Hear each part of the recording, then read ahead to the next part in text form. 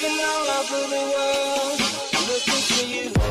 We took it all apart, but I wish it had stayed in the back room, something in the we didn't wanna call it too early. Now it seems, oh, it seems, oh, it seems. We took it all apart, but I wish it had stayed in the back room, something in the we didn't wanna call it too early. Now it seems, oh, it seems, oh, it seems. White Saputra Remix.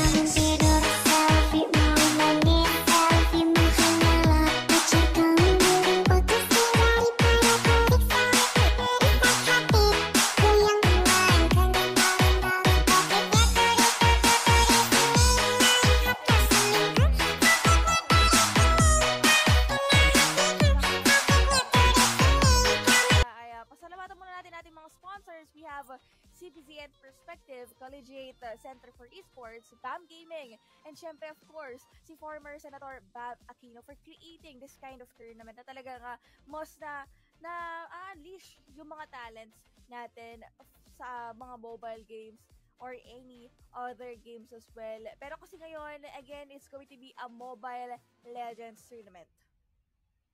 And yes, nabanggit nga natin dito na etong ating tournament para sa araw na ito ay would be only para sa ating mga manlalaro na Kabitenyo. And guys, sa ating mga viewers dyan, stay tuned lang kayo at manood because we have lots of prizes and rewards for you as well.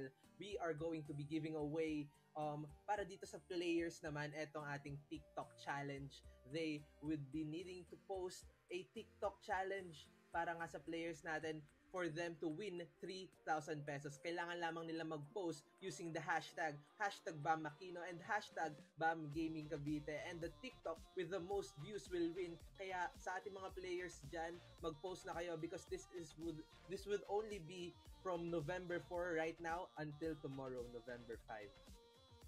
Ayun, so gano'n na kadali yung ating mga hashtags, ano, yung mga instructions to follow for our player. Pero syempre, di lang naman sa players yung mga giveaway natin. Meron din tayong giveaway sa mga viewers natin dyan.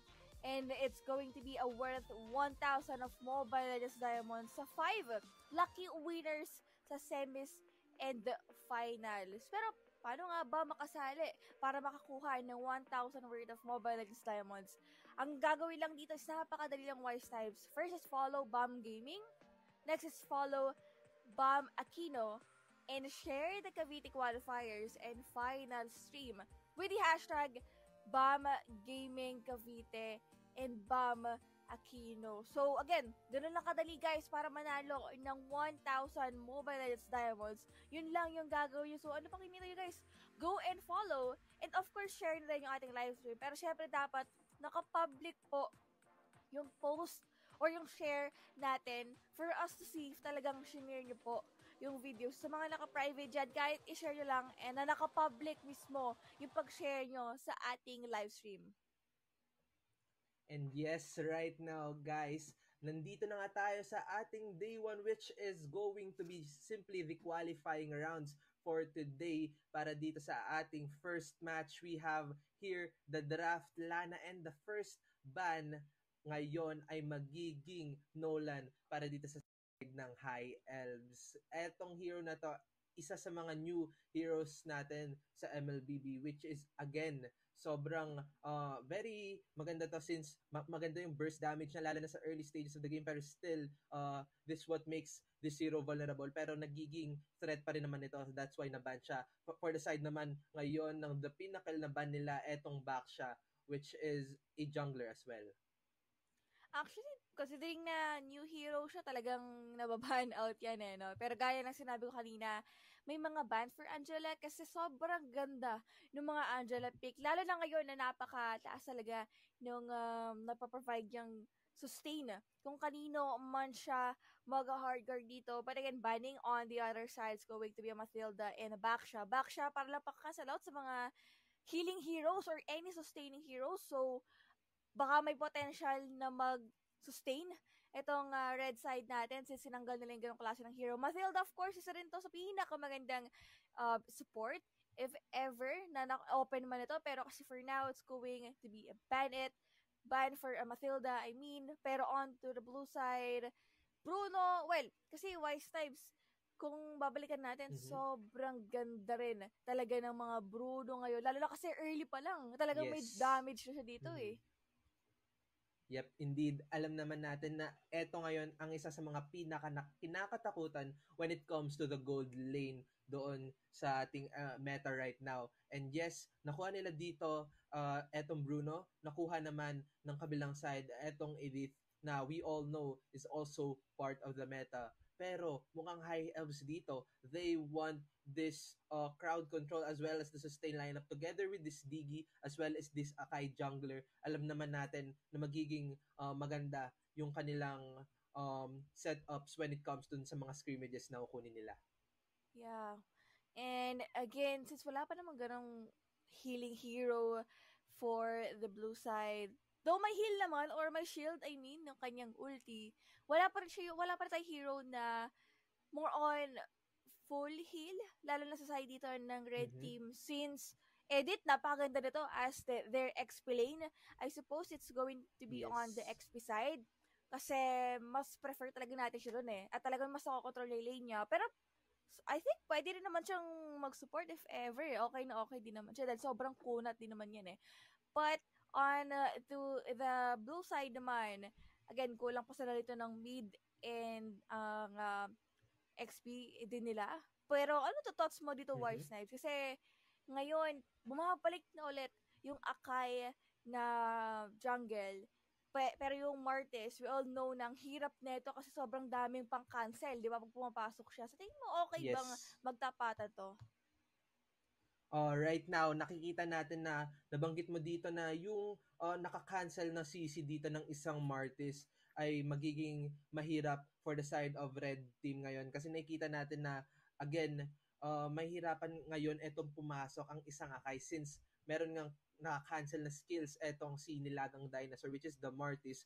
Pero right now, nakikita ko na kaya pa rin naman masustain ng isang Akai when it comes dun sa mga takes ng scrimmages as well as dun sa mga positionings because pwedeng niyang unahin or yung mga other priorities gaya na lamang ng ibang heroes katulad na itong isang Brody or yung mas mga heroes na priority nilang set upan which is again mas magiging mapapadali since they have this Digi as well as the times journey na kayang-kaya rin namang kumancel ng mga Earth Shatter or other crowd control skills dito for the side of red team.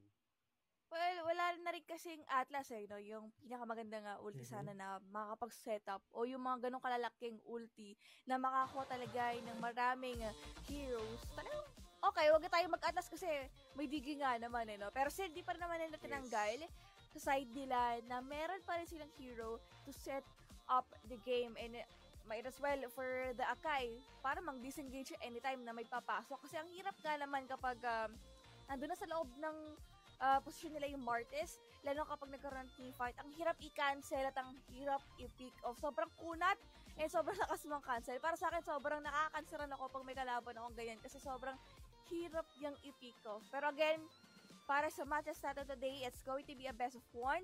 So, kailangan ibigay na lahat ng mga teams natin dito talagang sure win kung tatawagin natin kumbaga wag na magpa dali-dali pa, dire-diretso na kasi one chance of winning lang eh. Kapag natalo ka, wala nang game 2 or game 3, it's just a one game. Yes, indeed. Sure win kung sure win. It's a do or die for every match dito sa ating qualifying rounds. Because again, nabanggit dito nila na best of one ang magiging ating setup for this qualifying rounds. And again, doon sa naging draft, nakita natin maganda yung naging outcome for the two teams. Maganda yung nagiging sagutan actually because mahirap lalo na kapag nagkaroon ng early snowball yung side ng red with the Martis. Alam naman natin na patuloy na sumasakit ito at mas lalo siyang makakakuha at makakakuha ng kills kapag naka-snowball siya sa early. Pero still, kayang-kaya pa rin naman itong tapatan ng blue side. Because again, they have this Digi and all those heroes na meron sila. And right now, nandito na nga tayo sa Land of Dawn, ladies and gents. So, nakakuha kaagad ng malupitang first blood doon si Don Tekashi as well as a double kill. Grabe yung kanyang early performance dito. Still